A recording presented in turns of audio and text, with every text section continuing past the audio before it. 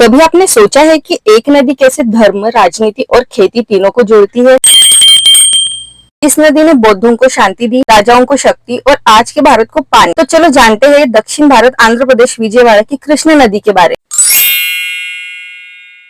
जब मैं पहली बार कृष्णा नदी के किनारे खड़ी थी, मुझे अंदाजा नहीं था कि मैं सिर्फ एक नदी नहीं बल्कि 3 राज्यों की धड़कन को देख रही हूँ। कई बार हम मानते हैं कि नदियाँ बस बहती है, लेकिन सच ये है कि कुछ नदियाँ इतिहास बनाती है और कृष्णा नदी उन चुनिंदा में से एक है। हिंदू मान्यताओं के अनुसार इस नदी का नाम भगवान श्री कृष्ण के नाम पर रखा गया। श्री कृष्ण को जल, जीवन और प्रेम का प्रतीक माना जाता है और यह नदी भी दक्षिण भारत की जीवन रेखा है। महाबलेश्वर महाराष्ट्र में स्थित कृष्णाबाई मंदिर के पास से इस नदी का उद्गम होता है। इस मंदिर में एक शिवलिंग और श्री कृष्ण की प्रतिमा है। यहाँ से बहने वाली जलधारा को स्थानीय लोग प्राचीन काल से ही कृष्णा नदी कहते हैं। जैसे गंगा का नाम गंगोत्री से जुड़ा है, वैसे ही कृष्णा का नाम कृष्णाबाई मंदिर से जुड़ा है। भारत की कई नदियां हैं, लेकिन कुछ नदियां सिर्फ पानी बहाने वाली नहीं है।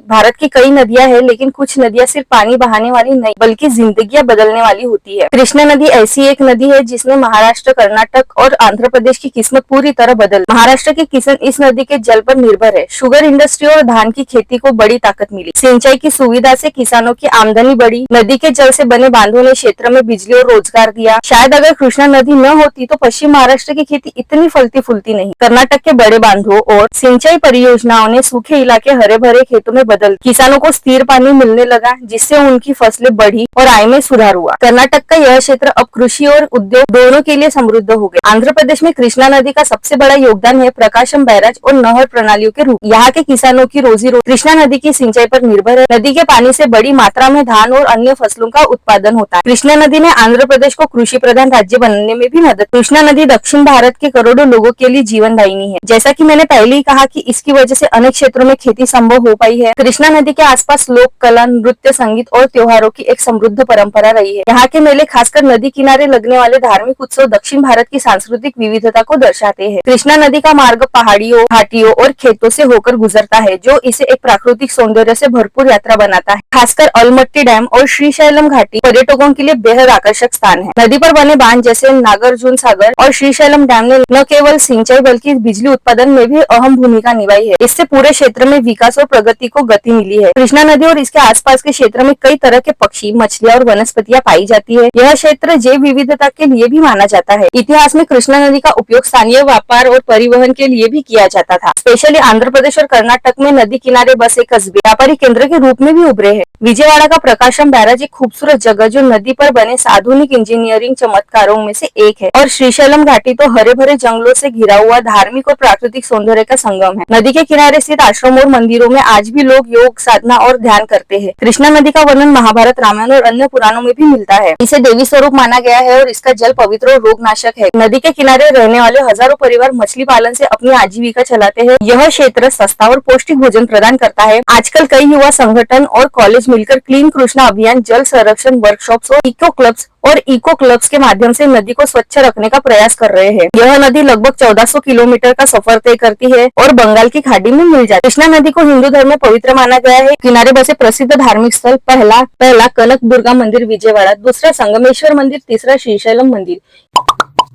यहाँ हर साल हजारों तीर्थयात्री आते हैं और नदी में स्नान कर पुण्य प्राप्त करते हैं। यहाँ के कुछ प्रमुख पर्यटन स्थल है अलमट्टी डैम कर्नाटक, प्रकाशम बैराज आंध्र प्रदेश, श्रीशैलम घाटी। ये घाटी एक शानदार ट्रैकिंग और दर्शन स्थल है। कृष्णा नदी का जल 4 राज्यों के लिए है और सभी इसकी मांग करते हैं। इससे जल बंटवारे को लेकर विवाद पैदा हुए। इसके समाधान के लिए सरकार ने KWDT कृष्णा जल विवाद न्यायाधिकरण की स्थापना की है। कृष्णा नदी योग, ध्यान और साधना के लिए आदर्श स्थान है। ये एक बायोडायवर्सिटी का केंद्र भी है। यहाँ पक्षी, मछली और पेड़ पौधों की अनोखी विविधता है। कृष्णा नदी हमें सिखाती है कि बहते रहना ही जीवन है। इसने संघर्ष, विवाद, परिवर्तन और विकास सब कुछ देखा है, फिर भी वह सबको एक समान जल देती है। यह नदी एकता, सहनशीलता और समर्पण का प्रतीक है। पुराने समय में इसे नागमती भी कहा जाता था, क्योंकि इसका मार्ग सांप की तरह टेढ़ा मेढ़ा है और इसे नाग देवता से जोड़ा गया है। माना जाता है कि भगवान दत्तात्रेय ने कृष्णा नदी के तट ज्ञान और योग की शिक्षा दी थी। आज भी कई दत्त मंदिर नदी के किनारे पाए जाते हैं। ये तो मैंने बता दिया इसके फायदे, लेकिन क्या आपको इसकी आने वाली समस्याएं पता है? नदी का पानी कुछ जगह गंदा हो गया है। कई जगह पर अवैध रेत खनन हो रहा है। राज्यों में पानी को लेकर झगड़े भी होते हैं। आने वाले खतरों की अगर बात करूं तो अगर नदी की सफाई नहीं हुई, आगे चलकर इसका पानी पीने और खेती लायक नहीं रहेगा। कजिन के स्कूल एडमिशन के लिए हम नागपुर से विजयवाड़ा का करीब 10 से 12 घंटे का सफर तय करके आए थे। एडमिशन के बाद हमारे पास सिर्फ 3 से 4 घंटे का समय था, तो सोचा कि चलो कृष्णा नदी चलते हैं। फिर हमने वहाँ पहुंचकर बोटिंग का मजा लिया। ठंडी ताजी हवा, चारों ओर शांति और हम कृष्णा नदी का सुकून। सच कहूँ तो ऐसा लग रहा था कि ये पल यही थम जाए और हमारी सारी थकान गायब हो गई। सच बताऊं, दिल को बहुत सुकून मिला। अगर आप कभी विजयवाड़ा आए तो प्लीज कृष्णा नदी की बोटिंग जरूर ट्राई। आपको भी वो शांति महसूस होगी जो हमें उस दिन